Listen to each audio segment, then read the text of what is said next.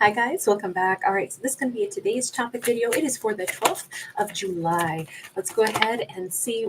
We got two of them. What is the message for the 12th? By the way, the one for the 13th will come out tonight at midnight, okay? Try to always put these out far in advance of the day that they're actually scheduled for because I have watchers in time zones ahead of my own. We have sad embrace and heal the ouch.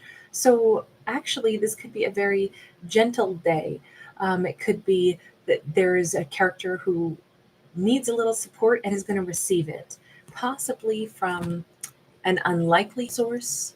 Um, Card 38 and card 45.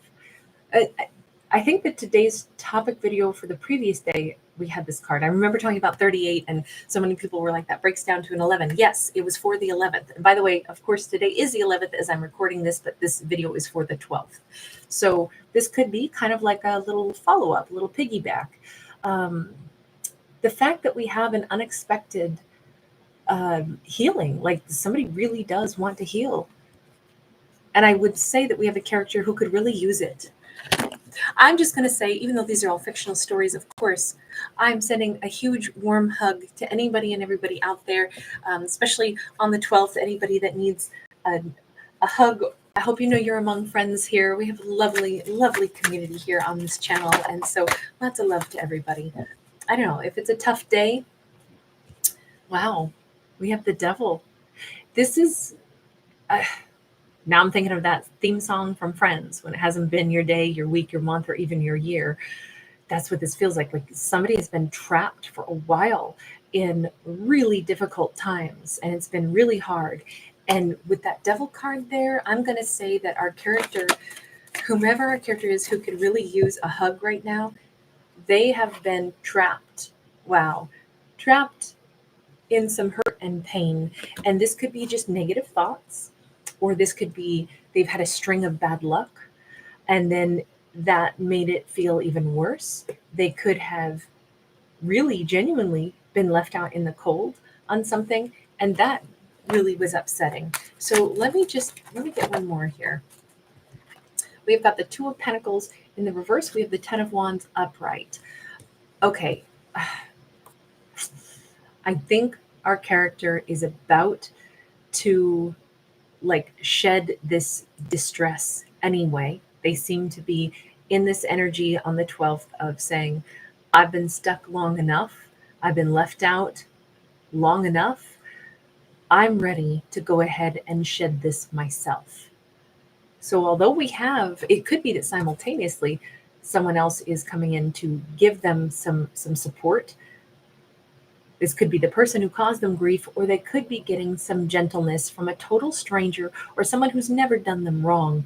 But it could be that turning point where it's like, oh my God, just a little tiny ounce of kindness made me realize I have been stuck in sorrow for too long. I have been feeling left out in the cold for too long. And you know what? I'll be damned if I'm going to stay there. I don't need to keep thinking about that. I need to let go of the people, places, things, and situations that have caused me grief. Unequivocally, I need to let go of those, because here's this beautiful, complete little fairy godmother raccoon who comes in and gently says something kind to me or offers me something sweet. And they didn't have to. They're not the ones who hurt me. But look at the kindness that exists. Are there people, places, and things that hurt us? Yes. But there are also things that heal our heart. I think this is a character who is recognizing, because of the kindness of possibly a total stranger. Let's ask who the little raccoon is. But because of the kindness of what is possibly a perfect stranger, that could be the thing, wow, that is healing their heart.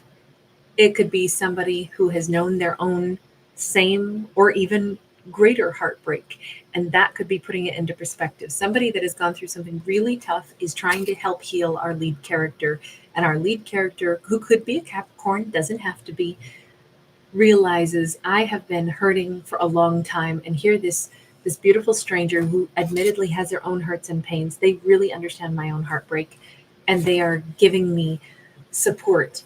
You know what? I'm going to take this beautiful moment and I am going to dust off. I am going to look at this High Priestess. It's like, I realize I was meant to meet this person. They gave me this piece of kindness. They gave me some kind of reassurance that things will get better. And they know because they've been down a tough road too.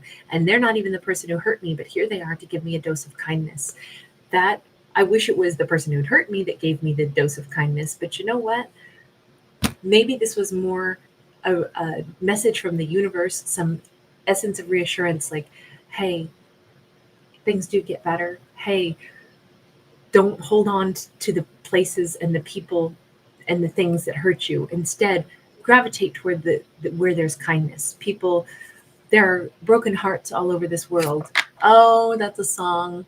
Broken hearts are everywhere. I can't think of who sings it right now. But see you crying, but you don't believe me. You say you do, but you don't deceive me. It's hard to know they're out there. Dead hearts are everywhere. I'm sorry, dead hearts are everywhere. That's what it's called. I think it is kind of like, wow, there's broken hearts all over this planet, not just mine. But despite broken hearts, people are still really kind and they try to lift each other up. And so now it's the choice. Can I get over a heartbreak and choose something better for myself, like this little sweet raccoon has done for themselves? They've been hurt too, but they're still trying to help me. You know what? Yes, I'll choose better, just like little raccoon did. I'll choose better. This feels like such an eye-opening thing.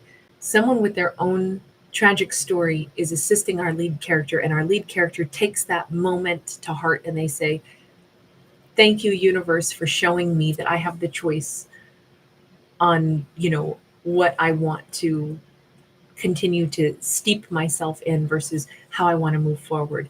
I met this little person I say little person, I'm sorry, just because the raccoon is this cute little person, little fur person here. Maybe they will be a small person, or maybe they will be, a wiser, like older mentor or something like that. But to their credit, our lead character is saying, I get it. I have a choice on how much I want a painful experience or a multitude of unpleasant and painful experiences to define me. You're right. They won't define me. I will lay these things down instead. I love this. I love this story. I love how strong it is. I love what a positive vibe we have. It is, that's so funny. This is for the 12th. And as I said that, saying, I love this, it was 7:12 on the clock. So we have this Empress in the reverse and the Nine of Wands upright. Our character is realizing something much more profound. They are looking at their own self and they're saying, you know what? I am literally one little rotation away from being an empress. The only reason I'm not is because I just needed to do a little bit of healing. Wait a second, I'm almost awesome. I just needed to do this little bit of healing. This is a huge revelation. I don't know if it's because of the words of this amazing person who gives them that support and says, you know that although you hurt, okay, let me use this as an analogy. We see this a lot in sports. We can have some of the world's greatest athletes, but if they have like a tendon tear or something, heaven forbid, like a gastroc tear or knee injury, like, and these amazing NBA players, that can take the best player in the world right out of the game, but they're still the best player in the world. They just have to heal. And that seems to be the message. It's like, sweetheart, you're still a powerful, powerful empress. You just happen to be a wounded one. Just because you're wounded and then you got set on the bench because you're in a cast right now or because you're hurt, that doesn't detract from the fact that you're an empress. You're just an empress who's on hiatus right now. You're an empress who's just healing right now. But you're still the empress, darling. Don't underestimate who you are or what you are. You're just a wounded version of yourself, but you're still all of that, and you're awesome. That is clicking for our character right now. You are still an empress. You just happen to be a wounded one, and it's not going to last. Wounds heal. I know wounds heal because I've been there too. This is such, and this could be for a masculine or a feminine, doesn't matter, even though we have an empress. But somebody is just giving that heart to heart, that message that needed to come through. Six of Swords. And in that moment, and this could all happen on the 12th, our character gets that message, they get it into their head and their heart, and they go, you're right. All I have to do is move on from this thought process, and I'm the Empress upright. Sorry, my tummy's growling. Sorry. Okay. So we have them getting unstuck and moving forward with great joy. This is a momentous day, and it feels like things change on a dime. And this could have been, we're talking like our poor character was trapped in a web of poisonous thoughts. Poisonous, all they could think about is how they'd been hurt and wounded, and it was all legitimate, how they'd been left out in the cold, how they'd been overlooked, how they hadn't had support, and all of that is true. But in a moment, on the 12th, we have a character getting over that. We have a character letting that go immediately. We have a character that is releasing that. We have a character that is over it. And when I say over it, what I'm saying is what happened to them happened. They're not diminishing the hurt and pain that they've been through, but they are saying, I'm too much of an Empress, though, to live in just the bad experiences. I was a wounded Empress. Now I'm a healed Empress. Back to business we go. And my life's going to be freaking awesome. That is such a strong and powerful and enjoyable energy coming through. Now, I will say this Empress's life is going to turn on a dime. Their success is going to come back in force. Their happiness, their laughter, the essence of their personality is going to come back in full force. So too is their love life, because not only are dolphins very playful and very intelligent, they're also one of the few species who mates for pleasure, not just to procreate. We have an Empress who's about to have, it's time to dust off the Marvin Gaye records, Gregory Abbott records, it's the Barry White records, the Paula Cole records, all the fun, sexy songs. It's time to get those records back out. I know I'm saying records. Most people don't have LPs. I happen to love LPs, but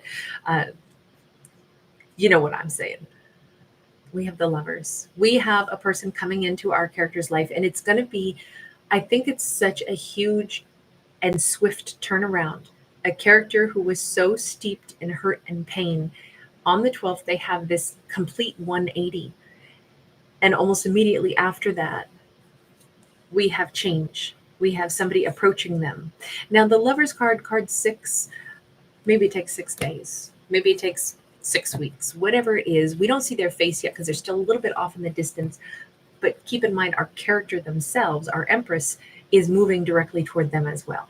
They are following their heart toward the Empress. The Empress is now playfully moving forward, ready to meet someone, ready to laugh and love. They might be ready for a Gemini, ready for a Cancerian.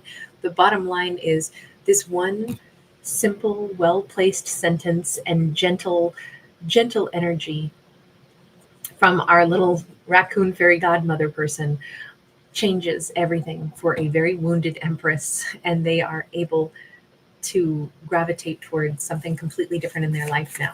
That's so beautiful and so different to see a story. Wow. This Lover's card, the person that's coming in for them is not any, just random person. This is their emperor. The Empress ends up with the emperor. This is after a slew of painful, unhappy, possibly years, possibly a decade and a half of disappointment. And I say that just because I don't know. It feels like, I don't know, I'm saying decade and a half. Maybe it's because it's 15. Yeah. 15 years or something, 15 months or something. This emperor and empress are finally meeting, and it's because they're in the same energy flow. They're in the same life force energy. They're powered up. They share this common energy. We don't get characters to become the emperor empress upright by never having struggles, right? Emperors and empresses are made like diamonds are. They're made under pressure. Bet your bottom dollar you will best under pressure. Sorry, a little salt and pepper. Love salt and pepper. Anyway, that was a great message. I love this one. I love everything about this story. All right, you guys, thank you so much for hanging out with me. Thanks for giving it a thumbs up and subscribing. I will see you guys again very soon. Bye.